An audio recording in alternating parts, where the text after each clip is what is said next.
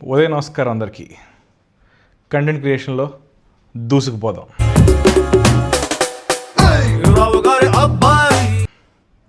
సక్సెస్ఫుల్గా 22 days మనం record చేసుకున్నాం. హ్యాబిట్ ఫార్మేషన్ అయితే అయ్యింది, కానీ నిజం చెప్పాలంటే నాకు ఏ మీద వీడియోలు తీయాలో కంటెంట్ దొరకట్లేదు.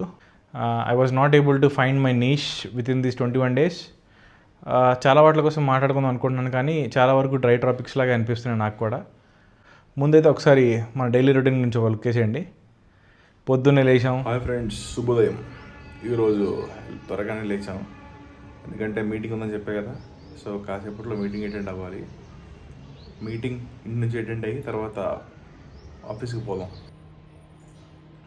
Hi Louis, how you? Are you like already tired? Is it late night for you? ఇక పక్కన పడేస్తే 5:30కి జిమ్కి వెళ్దాం అనుకున్నాం. కొంచెం లేట్ అయ్యి 6:30కి జిమ్కి వెళ్ళాను.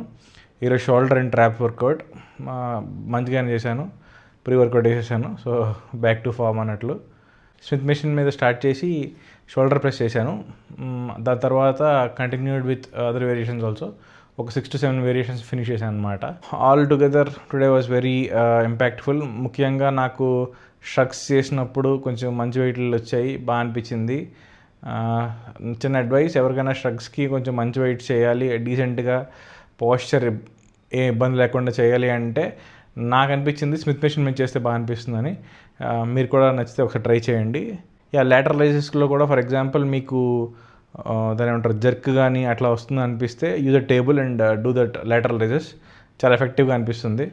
జనరల్గా ఫ్రీగా without any table any restriction లేకుండా చేసినప్పుడు ఎక్కువ రెప్స్ వస్తాయి, కానీ విత్ టేబుల్స్ రెప్యుటేషన్స్ తగ్గుతాయి. ఎందుకంటే దట్ అన్ఈవెన్ మోషన్ ఏదైతే ఉందో అది ఆగిపోతుంది, మనకు కన్స్టెంట్ యాడ్ అవుతుంది. కాబట్టి ఈరోజు ఏంట్రా విషయం అంటే, మొన్న ఎప్పుడో ఒకసారి లెగ్తో లేఆఫ్స్కి మగ్గుతో మోటివేషన్ అని ఒక వీడియో చేశాను. ఎవరైనా చూడకపోతే ఒక చూడండి. అందులో నేను నా తాలూకా మగ్గు గురించి మాట్లాడాను అనమాట. మళ్ళీ మగ్గు తీసుకొస్తున్నాను, మగ్గులో మోటివేషన్కి. సో విషయం ఏంట్రా అంటే, నిన్న వీడియో చూసినట్టయితే ఐ టోల్డ్ ఫ్యూ థింగ్స్. ఏంటంటే నాకు అంత బాగా అనిపించట్లేదు, things are uncertain and so. So దానికి మా ఫ్రెండ్ ఒక అతను కూడా యూట్యూబరే, యూరోప్లో నేను అనే ఒక ఛానల్ ఆయన వ్లాగ్స్ చేస్తున్నాడు. మీకు ఇంట్రెస్ట్ అయితే go and check it. So ఆయన కామెంట్ పెట్టాడు ఏంటంటే, కమ్ టు పోలాండ్ మామ అని అనమాట. ఒకసారి మళ్ళీ పోలాండ్ డేస్ గుర్తొచ్చుకొని చెప్పా కదా, నేను ఎప్పుడైనా లో అయినప్పుడల్లా నా ఈ మగ్గు KFC మగ్గు చూసుకుంటానని చెప్పి. It's like a souvenir for me.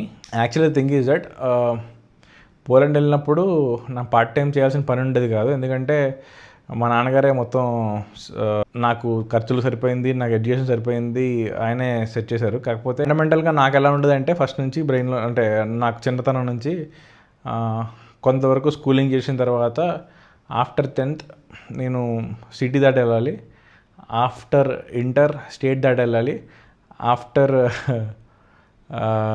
Engineering country దాటి వెళ్ళాలని నాకు ఉండేది అనమాట. ఇంజనీరింగ్లో స్టేట్ దాటి వెళ్ళడం అవ్వలేదు, మా సిటీలోనే బతకాల్సి వచ్చింది. కాబట్టి ఫుల్ ఫిక్స్ అయ్యి ఖచ్చితంగా నేను బయటకు పోవాలని చెప్పి అప్పుడే ఫిక్స్ అయ్యాను. మన పేరెంట్స్ ప్రొటెక్షన్లో ఉన్నప్పుడు మనం ఎంత ఇవాల్వ్ అవుతున్నామో మనకు తెలియదు కదా.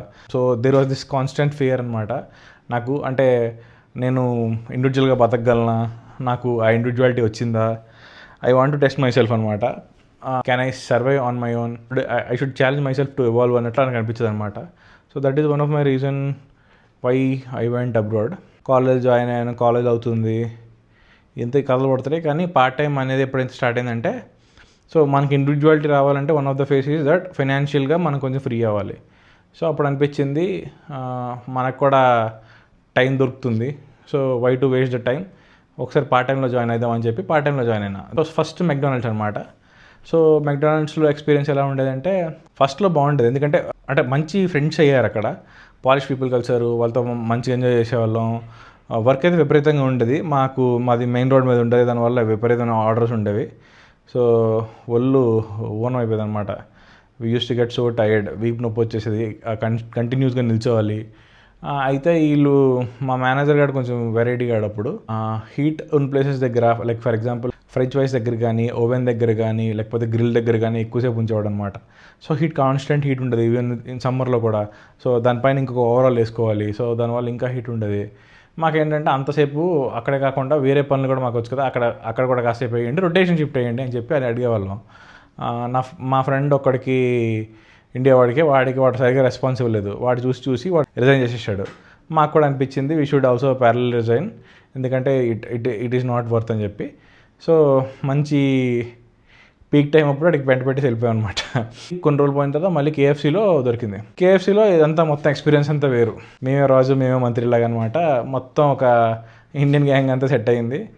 సో ఏ రోజైతే మా గ్యాంగ్లో ఒక 4-5 లీవ్ పెడితే ఆ రోజు ఆ రెస్టారెంట్కి సెలవు ఇచ్చేసేవాడు. అండ్ మోర్ ఓవర్ మెక్డానల్డ్స్ ఉండేటప్పుడు నేను వెజిటేరియన్ కదా, సో ఫ్రైస్ తప్ప నాకు ఇంకేం ఉండేవి కాదు. కానీ పోలాండ్ ఎట్లా అంటే ఆమ్రెస్ట్ అనే ఆర్గనైజేషన్ ఉంటుంది. సో కేఎఫ్సీతో కంబైన్డ్గా ఐదర్ బర్గర్ కింగ్ కానీ, పిజ్జా హట్ కానీ లేదంటే స్టార్బక్స్ కానీ కలిపి ఉంటాయి అన్నమాట మోస్ట్లీ కార్నర్స్లో. సో మాకు అటాచ్డ్గా పిజ్జా హట్ ఉండదు. సో అక్కడ మా ఫ్రెండ్ ఒకటి పనిచేసేవాడు అనమాట. ఆయన నాకు పిజ్జాలు చేసేవాడు అప్పుడప్పుడు. సో అట్లీస్ట్ డే అంతా వర్క్ చేసినా సరే అది తినడానికి ఉండదు అనమాట. ఆబ్వియస్లీ దానివల్ల చాలా వెయిట్ అయితే గెయిన్ అయ్యాను, ఆ సెకండరీ. సో ఈ సోదంతా నువ్వు ఎందుకు చెప్తున్నావురా అంటే, అప్పుడన్నా ఫస్ట్లో చెప్పినట్టు మనకి ఫినాన్షియల్ ఫ్రీడమ్ ఒకటి కావాలి కదా అని చెప్పి ఖచ్చితంగా నేను I will advise everyone. ఈ మధ్యన I have seen the new generation of people. వాళ్ళు నిజంగా చెప్పాలంటే ఒకప్పుడు కన్నా వాళ్ళు ఎక్కువ కొంచెం ఓనర్షిప్ తీసుకుంటున్నారు. Yes, obviously they might be influencers or whatever, but they are earning their own money and financial freedom maintain చేస్తున్నారు. అది ఎంతవరకు మంచిదో చెడ్డదో అనేది డిబేట్ చేయడంత జ్ఞానం నాకైతే లేదు. కానీ నాకేమనిపిస్తుంది అంటే, ఫర్ ఎగ్జాంపుల్ నువ్వు ఇండివిజువల్గా ఉండి నువ్వు ఒక లైఫ్ని ఎంజాయ్ చేయాలి అనుకుంటున్నావు అంటే, నీకు కొంత ఫినాన్షియల్ ఫ్రీడమ్ వస్తే it will pave a path for you. కొంచెం నువ్వు ఎంజాయ్ చేయొచ్చు, నీ చిన్న చిన్న కోరికలు తీసుకోవచ్చు, నీ చిన్న సరదాలు కూడా తీసుకోవచ్చు. అండ్ ఆబ్వియస్గా ఖచ్చితంగా నీకు పెద్ద జాబ్ వచ్చిన తర్వాత తీసుకుంటావు, కానీ దాని తర్వాత క్రమేణా బర్డన్స్ కూడా పడతాయి. But that phase where especially Indian parents మనకి ఏమనుకుంటారంటే చదువు ముఖ్యం అనుకుంటారు కదా. సో ఎస్, చదువుతున్న ఫేజ్లో నీకు మిగిలిన డిస్ట్రాక్షన్స్ ఎక్కువ ఇవ్వకుండా ఉండడానికి వాళ్ళు ట్రై చేస్తూ ఉంటారు. సో నీ డిపెండెన్సీస్ వచ్చేసి ఫైనాన్షియల్ ఫ్రీడమ్ మెయింటైన్ చేసుకుంటే మంచి బ్యాచిలర్ లైఫ్ అప్పుడు సూపర్గా ఎంజాయ్ చేయొచ్చు. So I enjoy that. డబ్బులు ఎలా అయినా సంపాదించవచ్చని తెలిసింది, కానీ తర్వాత అనిపించింది ఏంటంటే అంత కష్టపడి సంపాదించాలా దానికన్నా కొంచెం సుఖపడి. అంటే ఫర్ ఎగ్జాంపుల్ 8 hours గ్రూయింగ్ ఎండ్లోని, వేడిలోని, మంటలోని, చికాకులోని, అంటే నేనేదో వ్యవసాయమైన పని చేస్తున్నాను అని చెప్పను, కానీ నాకన్నా కష్టపడిన వాళ్ళు చాలామంది అన్నారు. One of my friend use to work in glass factory అనమాట. Some people use to work in tomato farms. వాళ్ళకి అది నేను కూడా, కొంతమంది ఊబర్ నడిపించేటవాళ్ళు, అలా చాలామంది చాలా చేశారు. నా స్థాయిలో నేను అది అంటే నాకు అది కష్టంగా అనిపించేది. స్టార్టింగ్లో ఒకరోజు లెగ్ వర్కౌట్ చేశాను. లెగ్ వర్కౌట్ చేసినాక కాలు మొత్తం పట్టేసినాయి. అప్పుడేమో దాని 8 hours వర్క్ షిఫ్ట్ ఉంది, దానికి వెళ్ళాలి, 8 hours కంటిన్యూస్గా నిల్చోవాలి. మాకు చెప్పే కదా ఆ మేనేజర్ గారు ఏం చేసేవాడంటే కొన్నిసార్లు స్టార్టింగ్లోనే ఫస్ట్ అరగంటలోనే బ్రేక్ ఇచ్చేసేవాడు. తర్వాత ఇంకొక 8 hours అలా నిల్చోవాలి, కాలు చచ్చిపోయేవి. సో కంటిన్యూస్గా ఒక 2 సార్లు లీవ్ పెట్టేశాను. ఇప్పుడు చిన్న ఘర్షణలా అయింది, ఇలా చాలా జరిగాయండి. So even though life is uncertain or whatever, అప్పుడు కూడా నేను అంటే ఖచ్చితంగా నేను అనుకున్నాను ఎంతకన్నా మంచి హైట్స్కి వెళ్ళాలి, నేను మెక్డానల్డ్స్ నా ఫ్యూచర్ ఆర్ కేఎఫ్సీ నా ఫ్యూచర్ అనుకోలేదు. So now also I think there is scope for me to improve అనమాట. ఆ స్టేజ్ నుంచి ఈ స్టేజ్కి వచ్చాను కాబట్టి ఈ స్టేజ్ నుంచి ఇంకో స్టేజ్కి కూడా వెళ్ళగలను అని నాకు కాన్ఫిడెన్స్ వస్తుంది అనమాట.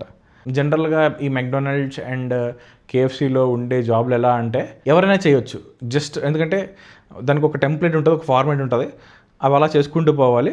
కాకపోతే ఇప్పుడు మనం చేసే వర్క్స్ ఏదైతే వర్క్ ఉందో వాటికి దాని ఏమంటారు అంతకన్నా మంచి బ్రెయిన్ పవర్ వాడాలి. అండ్ కొంచెం మంచిగా ఏసీ రూముల్లో కూర్చుంటాము, మంచి 80-90 వేలు పెట్టి కుర్చీలు, ఎర్గోనామిక్ చైర్స్, ఇట్లాంటి సెటప్లన్నీ ఉంటాయి కదా.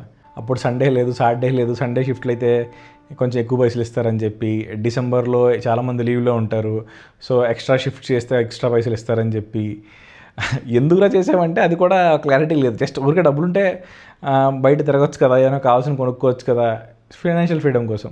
అయితే నేను నా తాలూకా మాస్టర్స్ని ఎప్పుడు నేను నెగ్లెక్ట్ చేయలేదు. నిన్న లో అయినప్పుడు మళ్ళీ నా మగ్గుని చూసుకున్నాను అనమాట. This KFC mug. అండ్ ఒక చిన్న ట్రూ సెన్స్ ఆఫ్ హ్యాపీనెస్ ఇచ్చిందనమాట. బికాస్ ఇది నాకు ఒక చిన్న మార్కర్ లాగా, అక్కడ నుంచి ఇక్కడ పెరిగినవరా అన్నట్లు అనమాట. So yeah, I'm kind of happy with it.